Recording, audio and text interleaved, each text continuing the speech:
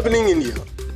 Welcome to our Glory Globe TV. Here is a breaking news from China. Yes, China. Chinese leader Xi Jinping and Russian President Vladimir Putin have made a sweeping affirmation of their alignment across a host of issues and seared mistrust of the United States in a lengthy statement following talks between the two leaders in Moscow this week.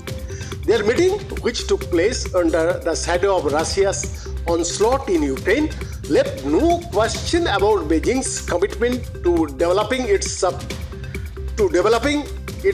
rapport with Moscow, despite Putin's growing isolation on the global stage as its devastating war continues into its second year. It also failed to move the needle on bringing that conflict to resolution. Instead, Xi's three-day visit to the Russian capital, which concluded Wednesday, was an opportunity for the two self-described friends to showcase their close personal rapport amid the pomp of a state visit and lay out how they could advance a world order that contours one they see as led by Washington and its democratic allies. The meeting culminated in more than a dozen agreements bolstering cooperation in areas from trade and technology to state propaganda. According to a Kremlin list, the leaders' central statement focused on how the two countries would deepen their relationships. This visit was contrasted by another key diplomatic mission to the region. Japanese Prime Minister and US ally Fumio Kishida landed in Ukraine to sit down with Ukrainian President Volodymyr Zelensky on Tuesday, further underlying how the conflict in Europe has also deepened divisions in Asia. Here is what you need to know about Xi and Putin's meeting. The meetings yielded no breakthrough on resolving the conflict in Ukraine. Both leaders called for the cessation of actions that increase tensions and prolong the war in Ukraine, according to their joint statement released by China's foreign ministry. The statement did not acknowledge that Russia's invasion and military assault were the cause of ongoing violence and humanitarian crisis in Ukraine.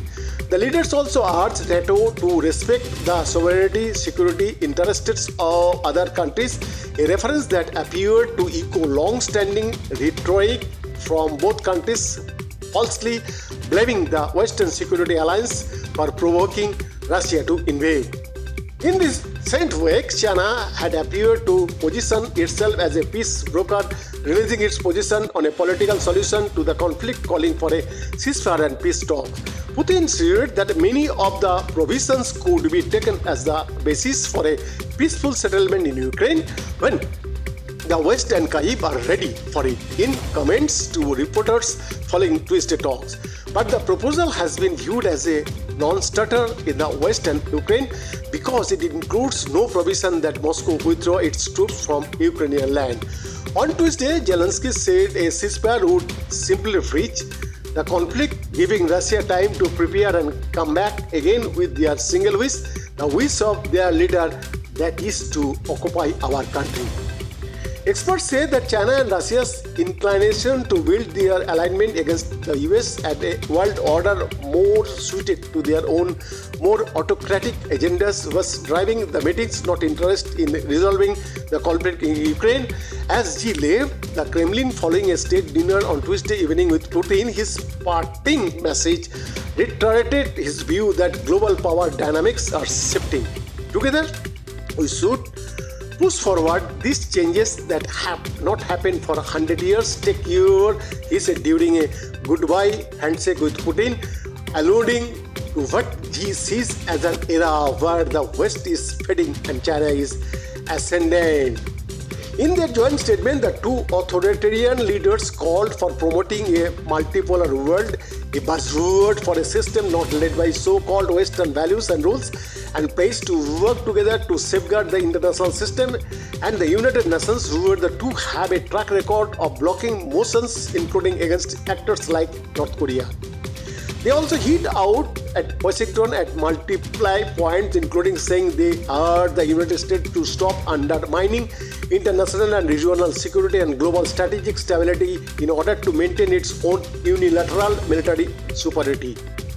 Alexander Korolov, an international relations expert at the University of New South Wales in Australia, said the joint statement showed an overall convergence of Chinese and Russian worldviews and approaches to many international issues. It is a very explicit and clear in terms of identifying the United States as a major security threat, he said.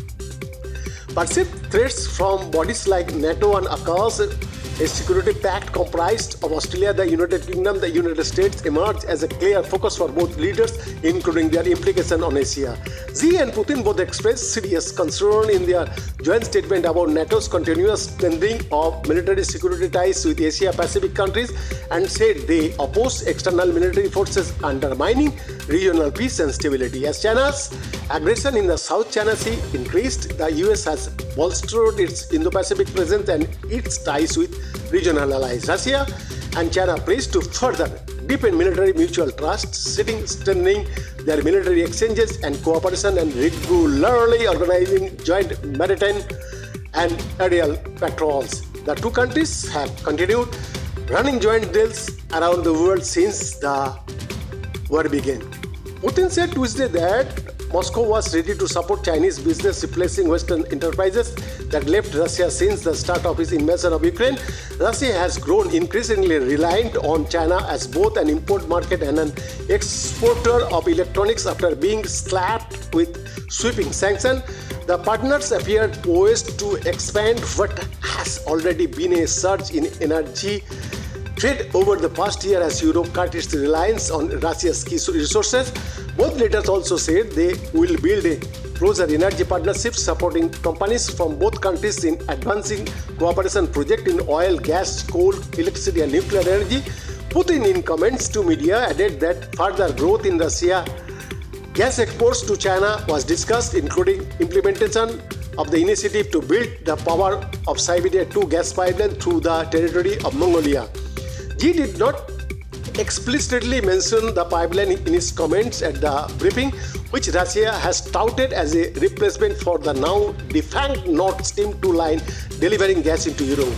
The joint statement did mention working together to promote research and consultation related to a new China-Mongolia-Russia natural gas pipeline. The optics of the Moscow summit was a deep contrast to the coinciding meeting in Ukraine between Zelensky and Japanese leader Kishida. Zelensky praised Kishida and other leaders who have visited as showing respect not only for Ukraine but for the preservation and functioning of civilized rules and civilized life in the world, given Japan's strength, its leadership in Asia in defending peace and the rules-based international order, and Japan's responsibility as a group of 7 chair. Our talks today can truly yield a global result, he said in a nightly address Tuesday. Behind the report, Globe TV, Delhi, India.